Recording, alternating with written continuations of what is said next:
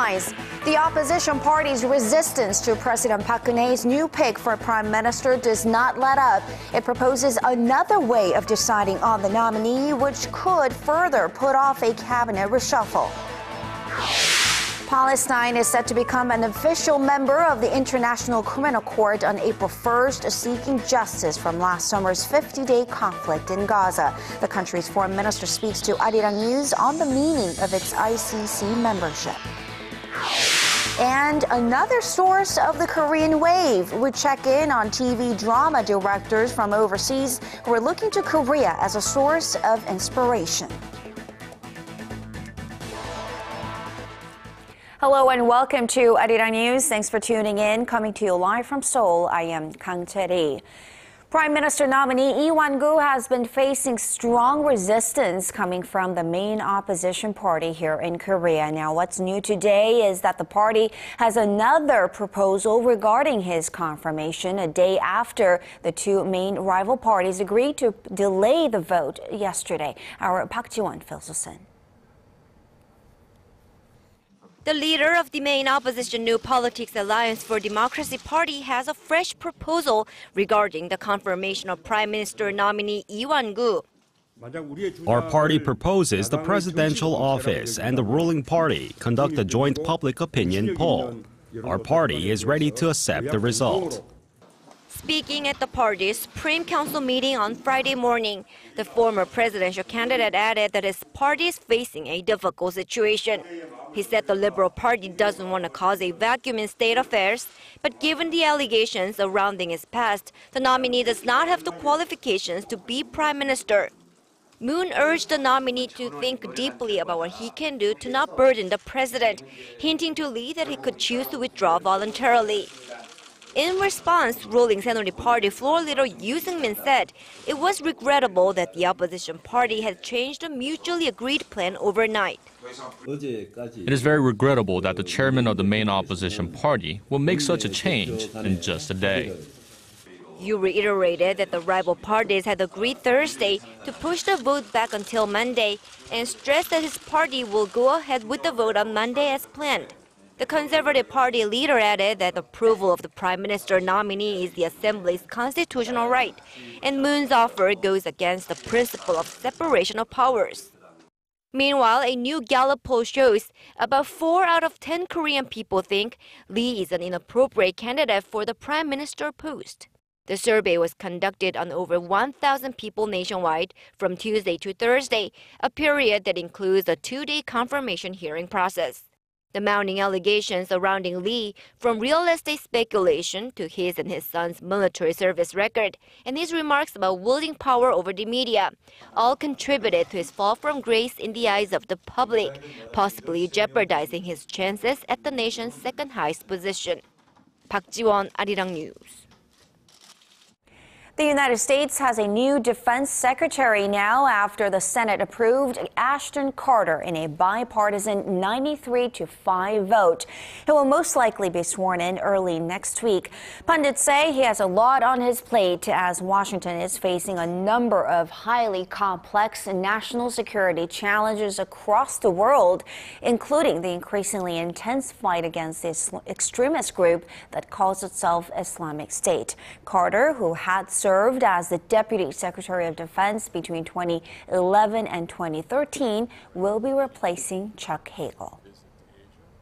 Palestine will become an official member of the International Criminal Court on April 1st, seeking justice from last summer's 50-day violence in Gaza. Our Hwang Sung-hee sat down with Palestinian Foreign Minister Riyad al-Maliki for an exclusive interview on what the ICC membership means to Palestine. We are seeking, partial, proportional kind of justice. Yes, we have suffered a lot since the Israeli occupation that have really started in 1967. And if justice and investigation by the ICC will also include what Palestinians have done in the latest Israeli aggression, well, we are ready to receive that investigation and also to respond to that investigation. We have nothing really to hide. And we are seeking, justice, even if that means we have to pay a certain price. But the United States said it will cut off aid to Palestine if it joins ICC. Aren't you worried? We are worried, absolutely. We are worried because we receive almost $450 million a year in terms of aid from the United States to Palestinian economy and infrastructure. But unfortunately, the United States opposition to our accession is due to the fact that the United States believes that such accession might really undermine the image of the State of Israel. If Israel didn't do anything in violation of international law, and if Israel believes that it didn't commit any crime against the Palestinian people, why Israel or the United States of America are afraid from us being member of the International Criminal Court?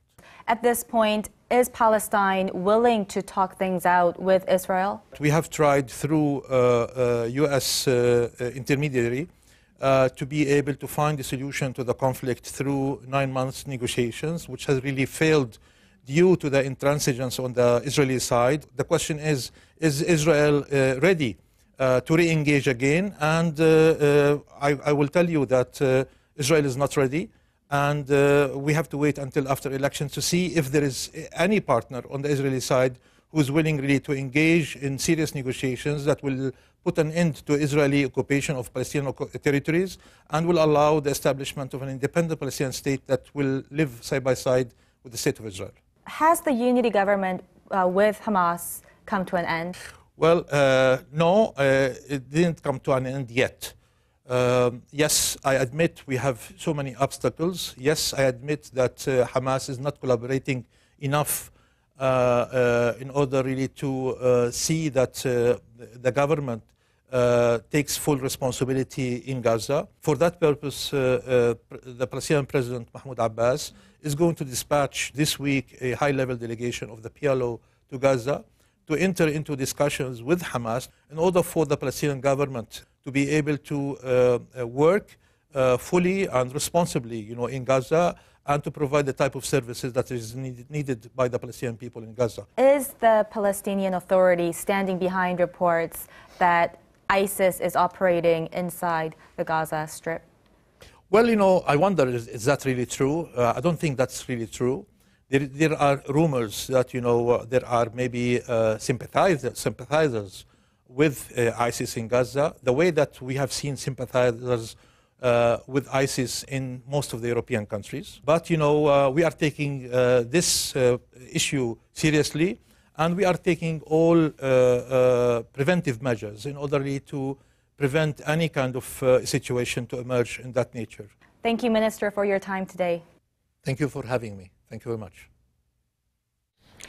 North Korea is looking to focus on bettering its weaponry. Pyongyang's state-run Korean Central News Agency reports that earlier in the week, the ruling Workers' Party decided to develop cutting-edge weaponry.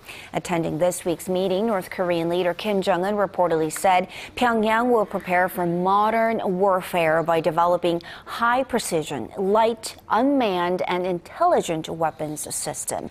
The meeting also put an emphasis on arming the people and fortifying the country with an extra focus on reviving its agricultural sector. For the latest in news that impacts Korea and the world, join Kang Chery for a lively half hour that covers politics, business, international news, and much more.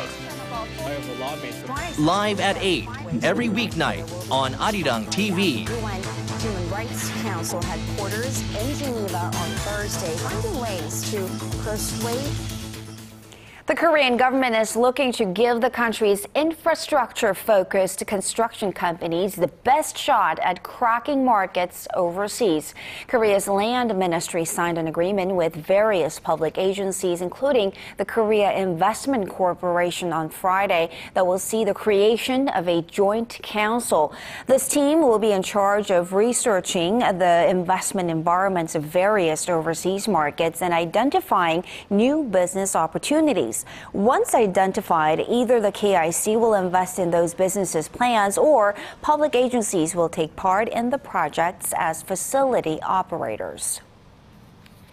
Chinese smartphone maker Xiaomi says it's planning to increase its footprint in the U.S. market. This move is seen by many as an attempt to remove its image of being an imitator of U.S. smartphone maker Apple. Our Kim Ji-yeon explains. Chinese smartphone maker Xiaomi announced plans Thursday in San Francisco to advance into the U.S. market. Within a few months, it's opening an online shop for U.S. consumers with smartphone accessories, including headphones and high-capacity batteries. But Xiaomi says it's taking baby steps, adding the company is not planning to launch phones in the U.S. anytime soon. Xiaomi's Vice President Hugo Borra says it's trying to gradually raise its brand awareness in the U.S. market. The move is seen as an attempt to move away from the idea that it's a Chinese copycat version of Apple. Barra quickly dispelled concerns of intellectual property lawsuits, a factor that's been blamed for keeping Xiaomi out of the U.S. market. He says hundreds of patent applications are being filed to deal with IP concerns, particularly those related to industrial design. Barra also pointed to other factors such as software and hardware localization and after-sales service as challenges that Xiaomi is focusing on. Xiaomi elbowed past Apple and Korea-based Samsung Electronics in China last year, only 3 years after selling its first smartphone. Based on the Android operating system, Xiaomi's phones boast high quality but cost less than their rivals. Xiaomi is currently valued at $45 billion. The company sold 61 million phones last year, tripling its sales from the previous year. Kim Ji-yeon, Arirang News. The Korean Air nut rage incident was not the first involving chaebol members here in Korea, but this one had a different ending. The former vice president of Korean Air received a stronger punishment than similar previous cases. Our Shin Se-min tells us more. The so-called nut rage incident of Korean Air VP Cho Hyun-ah isn't the first time that Korean chaebol has been in the spotlight. Korean conglomerate families and executives of other major corporations are often seen abusing their power. Back in 2013, an executive of leading Korean steelmaker POSCO assaulted a flight attendant, hitting her in the face with a magazine on a plane bound for Los Angeles. He was complaining about his undercooked instant noodles, and he was removed from his post. In another incident on an airplane, the former president of Taegwang Industry boarded drunk, causing a stir on his domestic flight and delayed the departure for over an hour. He was sentenced to 120 hours of community service, but only served 6 months in prison. But something about the nut rage case was different. One experienced lawyer says the case drew extra attention because of the public outcry against conglomerates and their privileges. Cho Hyun-ah's nut rage could have resulted in no jail time, but the public sentiment seemed to influence the court's ruling, and they gave her an actual prison sentence. The public's hostile view of chaebol families, privileged, with an easy life coming from wealthy parents, was loud and clear this time. He added that the case could prove to be significant because it could impact the way the court treats chaebol families and how the families behave in public. Shin Se-min, Arirang News. The low birth rate and aging population in Korea are set to take a toll on the country's national pensions function itself. The National Pension Research Institute says by the year 2060, the number of beneficiaries for a national pension is expected to exceed that of subscribers. This means one subscriber would be supporting more than one beneficiaries. Korea has become an aging society in 2000. 14% will be over the age of 65 in 2017 and over 20% in around 10 years' time. It's really amazing to see how artists, directors, and writers come up with fascinating stories and fresh ideas, because for many people, it's really hard to find that kind of inspiration. But there's an interesting trend nowadays, at least in the field of TV dramas, where directors from abroad are looking to Korean dramas for new inspiration. Our Connie Lee has the story. It's one of the major cultural exports pumped out of Korea. Korean TV shows, more simply known as K-dramas, are becoming a source of inspiration for TV producers outside of the country. I really believe that Korea is the next frontier. The next frontier? That's why I'm here. One of the reasons we came is we've already optioned a number of formats, Korean formats. Marty Alderstein, a top producer of the popular American TV series Prison Break and Last Man Standing, is now in Seoul, and he's on the lookout. At the Content Insight seminar hosted by the Korea Creative Content Agency, he and other industry leaders spoke on what really makes for good TV. What people want to watch are characters and storytelling. One of the Israeli channels told me that Korean soap operas sell really well in Israel, and that sort of piqued my interest. I couldn't figure out why, and then I understood because of the strong storylines and the attractiveness of the people, and they sell very well around the world. Exports of Korean TV content have been steadily increasing in recent years, with about 24 countries on the receiving end. And now there looks to be greater potential for continued growth, with more show producers looking abroad for the best story ideas. It's happening all the time right now. It's kind of all the rage. John David Coles, who directed hit shows like Sex and the City and most currently House of Cards, credits his own success to strong storylines that are culturally transcendent. Because at the heart is a simple, strong premise. That's a story, really, not a complicated plot. Connie Lee, Arirang News. 5 years ago, new pieces of movable metal type were discovered by a professor here in Korea who claimed they were the world's oldest. But now experts are planning on launching a final investigation to lay any remaining questions to rest. Our Son Jung-in has more. The world's oldest movable metal type is from Korea, but it may be different from what was previously known. Nam Gwon-hee, a professor of bibliography at Gyeongbuk National University, discovered new pieces of movable metal type in 2010, but since then it has been at the center of an investigation into its authenticity. The National Research Institute of Cultural Heritage recently said they had concluded that the type and the book printed from it, called Jungdo Gaja, is authentic. The institute says it was presumed to have been printed during the Goryeo dynasty between 1033 and 1155, which is hundreds of years earlier than what was previously known to be the oldest metal type print, 직지 신체 요절, as confirmed by UNESCO. A separate investigative team at the Cultural Heritage Administration said they will launch their own investigation with the aim of designating the relics as national cultural property. If approved, Jungdo Gaja would be the world's oldest movable metal type, a highly significant cultural achievement. But it certainly won't be easy. For one thing, the members of the Cultural Heritage Administration have set terms that end in April, so the investigation is likely to be postponed until the new members take over. And questions still remain, as the team that verified the type as authentic includes Professor Nam, the man who discovered the pieces. Son Jung-in, Arirang News.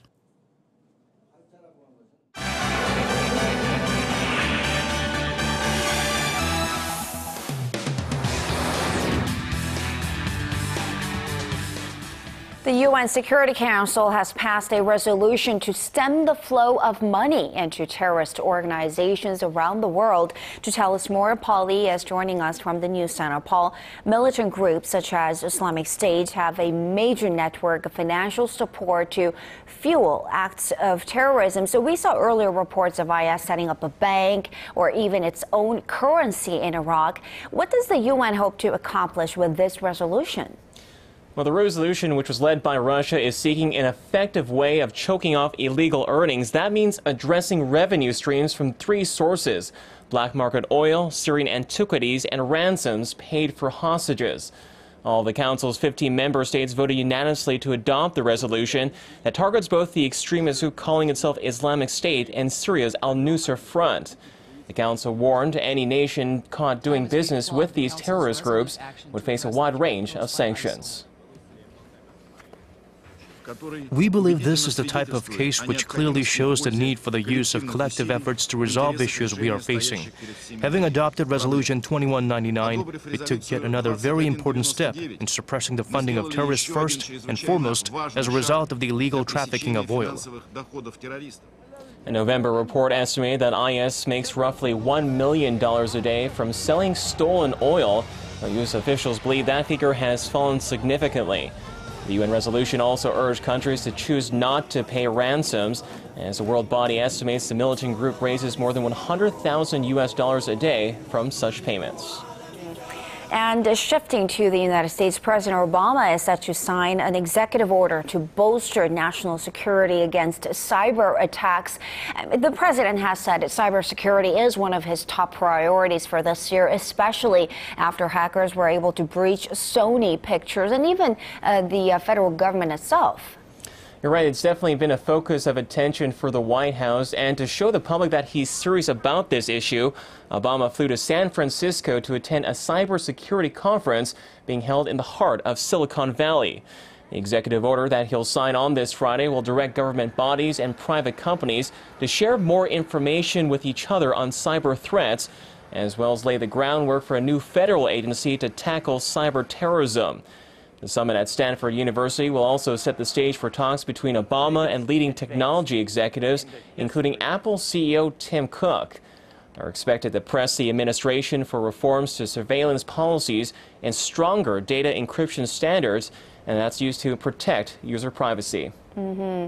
And turning to Taiwan, search teams there have found the body of the last missing victim from the passenger jet that crash landed into a river last week. Give us the details of this final recovery. Well, aviation officials reportedly said this last victim was a male tourist from mainland China.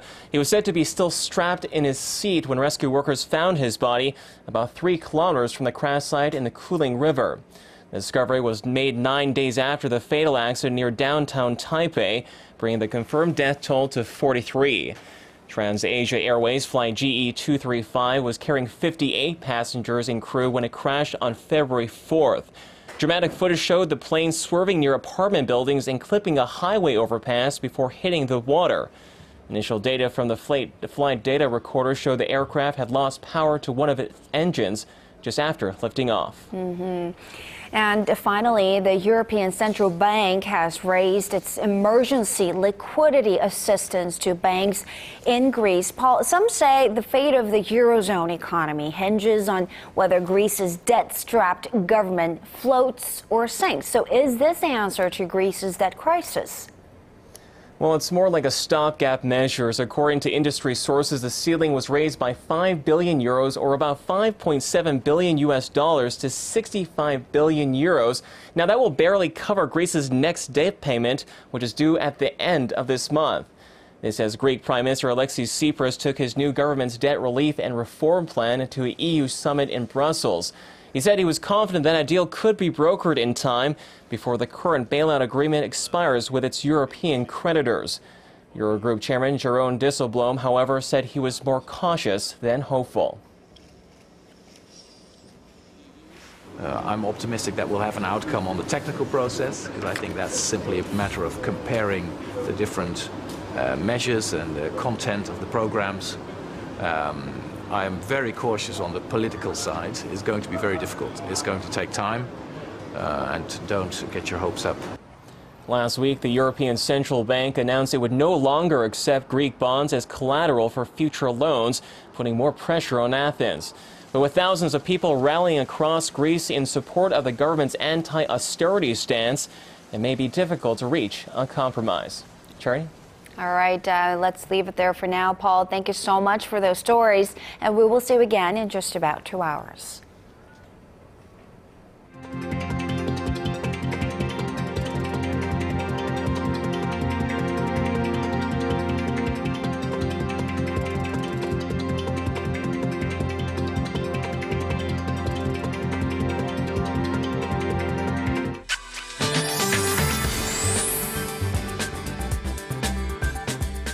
Hope your week is coming along well. I'm Kim Bo-kyung with weather updates. So we wrapped up the last working day of the week under bright and clear skies, but the cold air is getting drier by the day, and dry weather advisories have been extended to more regions, so drinking plenty of water is a must in these conditions. And it looks like things will begin to warm up a bit by tomorrow afternoon, with daytime highs here in the capital set to reach up to 9 degrees. But there is a slight chance of late showers for the capital region, and nationwide rainfall is in the forecast beginning Sunday evening, which should continue through Monday and possibly through Tuesday for some regions. On to Saturday's readings. The daytime high here in the capital reaches 9. Daegu and Gwangju hit 12. Meanwhile, Jeju jumps to a high of 14. Dokdo hits 6. Mount Kumgang 0. Hope you have a lovely Friday evening, and more updates coming up after 10. All right, thank you very much, Bo Kyung, and that does it for this edition of Arirang News. Thanks for watching.